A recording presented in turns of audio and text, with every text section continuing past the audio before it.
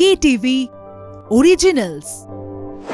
নমস্কার, কলকাতা টিভি ডিজিটালে আপনাদেরকে স্বাগত। আপনাদের সঙ্গে রয়েছে আমি অভিক। প্রত্যেক দিনের মতোই আজও চলে এসেছি জেলার বিভিন্ন খবর নিয়ে। শুরু করব আমাদের আজকের জেলার বুলেটিন। আবহাওয়ার খবর দিই প্রথমে। সকালের দিকে আকাশ মেঘলা থাকলেও বেলা বাড়তে ধীরে ধীরে পরিষ্কার হয়েছে আকাশ। উঠেছে রোদ, বেড়েছে তাপমাত্রাও। শীত বিদায়ের বার্তা নিয়ে দুয়ারে হাজির বসন্ত। বৃহস্পতিবার বৃষ্টি হতে পারে বাঁকুড়া, পশ্চিম বর্ধমান, পূর্ব বর্ধমান, মুর্শিদাবাদ, নদিয়ায়।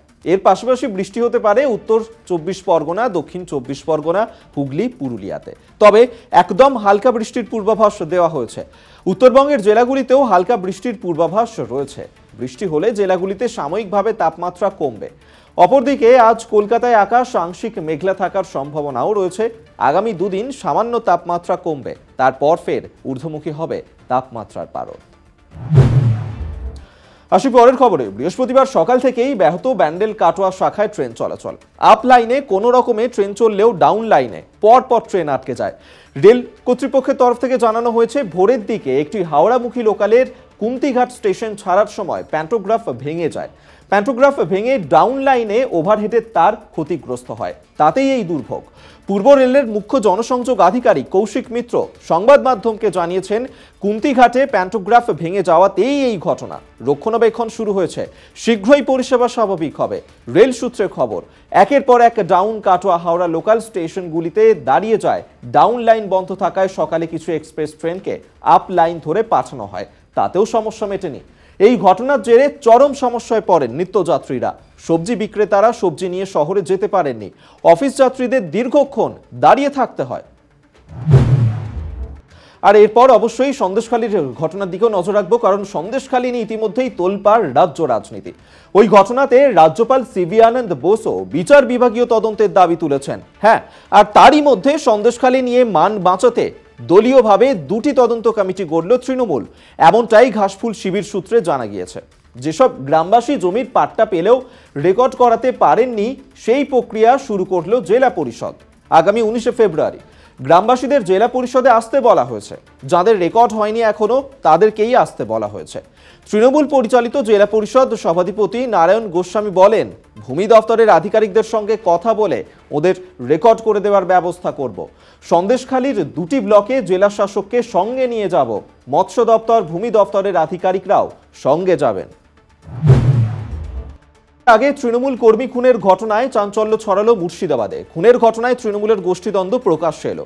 সালার থানার তালিবপুরে ওই ঘটনা ঘটে। মৃত তৃণমূল কর্মীর নাম সুখচাঁদ শেখ। ঘটনাস্থলে বিরাট পুলিশ বাহিনী। চায়ের দোকানে বসে থাকার সময় তৃণমূল কর্মীকে কুপিয়ে খুন করল দুষ্কৃতীরা। বৃহস্পতিবার এই ঘটনায় ব্যাপক উত্তেজনা ছড়ায়। মৃত সুখচাঁদ শেখকে রক্তাক্ত অবস্থায় সালার গ্রামীণ হাসপাতালে নিয়ে যাওয়া হলে সেখানে চিকিৎসা শুরু করার পর তার মৃত্যু হয়।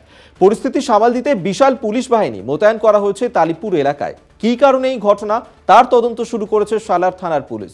সুখচাঁদ শেখের খুনের ঘটনায় দলের ব্লক সভাপতিকে দায়ী করেছেন তালিবপুর পঞ্চায়েতের প্রধান রবি শেখ। ফলে সারালে ফের একবার তৃণমূল কংগ্রেসের দলীয় কোন্দল প্রকাশ্যে চলে এলো। ভুট্টার ক্ষেত থেকে যুবতীর ক্ষত বিক্ষত দেহ উদ্ধারকে ঘিরেই চাঞ্চল্য ছড়ালো এলাকায়। ধর্ষণ করে খুনের অনুমান পরিবারের। বৃহস্পতিবারের এই ঘটনা ঘটেছে মালদার মোথাবাড়ি থানার হামিদপুর গ্রাম পঞ্চায়েত এলাকায়। বাড়ি থেকে প্রায় 200 মিটার দূরে ভুট্টার ক্ষেত থেকে উদ্ধার হয়েছে এক যুবতীর ক্ষত বিক্ষত দেহ। ঘটনায় ধর্ষণ করে খুনের অনুমান স্থানীয়দের। জানা গিয়েছে, গতকাল রাতের বেলায় বাথরুম করার জন্য বাইরে বের হয়েছিল ওই যুবতী। তারপরেই বেশ কিছুক্ষণ পার হয়ে যায়, কিন্তু তারপরেও ওই যুবতীকে ঘরে ফিরতে দেখেন না পরিবার এবং পরিবারের লোকেদের মধ্যে জানিয়ে উদ্বেগের সৃষ্টি হয়। ইতিমধ্যেই বিভিন্ন জায়গায় রাতভর খোঁজাখুঁজি শুরু করা হলেও খোঁজ পাওয়া যায়নি যুবতী। এদিন সকালবেলায় স্থানীয় কয়েকজন ভুট্টার জমির মধ্যে ক্ষত বিক্ষত ও নগ্ন অবস্থায় একটি দেহ দেখতে পায়। এদিকে তার ভাইও বিষয়টি জানতে পেরে ঘটনাস্থলে আসে। ঘটনার খবর চাউর হতেই চাঞ্চল্য ছড়িয়ে পড়ে গোটা এলাকাতে।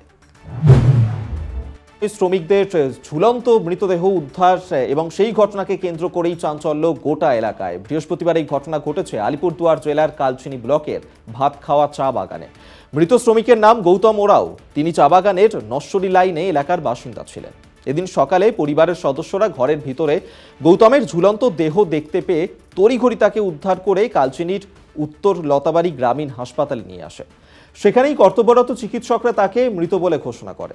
খবর পেয়ে ঘটনাস্থলে পৌঁছায় কালচিনি থানার পুলিশ মৃত শ্রমিকের মৃতদেহ ময়নাতদন্তের জন্য আলিপুরদুয়ার জেলা হাসপাতালে পাঠায়।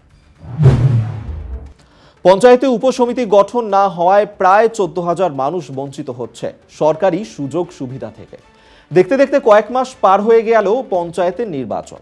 শাসক দল তৃণমূলকে হারিয়ে বিজেপি, আইএসএফ, কংগ্রেস এবং সিপিএম জোট দক্ষিণ 24 পরগনার কুলপি ব্লকের বাবুরমহল গ্রাম পঞ্চায়েত গঠন করেছিল। কিন্তু উপসমিতি গঠন নিয়ে তৈরি হয়েছিল একটি শাসক ও বিরোধী দলের গন্ডগোল। অভিযোগ ছিল বর্তমানের জোট পঞ্চায়েত উপসমিতি গঠনের দিনে প্রশাসনিক আধিকারিকদের তালা বন্ধ করে আটকে রেখেছিলেন। তারপর আটকে আছে উপসমিতি গঠনও। তার জেরে এই পঞ্চায়েতের 14,000-এরও বেশি মানুষ বঞ্চিত হচ্ছে উন্নয়নের সুযোগ সুবিধা পাওয়া থেকে। প্রশাসন ও শাসক দলের প্রতিনিধিরা বলছেন আইনের জটিলতায় আটকে আছে উপসমিতি গঠন। উপসমিতি গঠন না হওয়ার ফলে বন্ধ রয়েছে 100 দিনের কাজ, প্রধানমন্ত্রী আবাস যোজনার কাজ, রাস্তাঘাট, পানীয় জল, কাঠের সেতু থেকে নতুন কালভার্ট সহ একাধিক প্রকল্পের কাজ।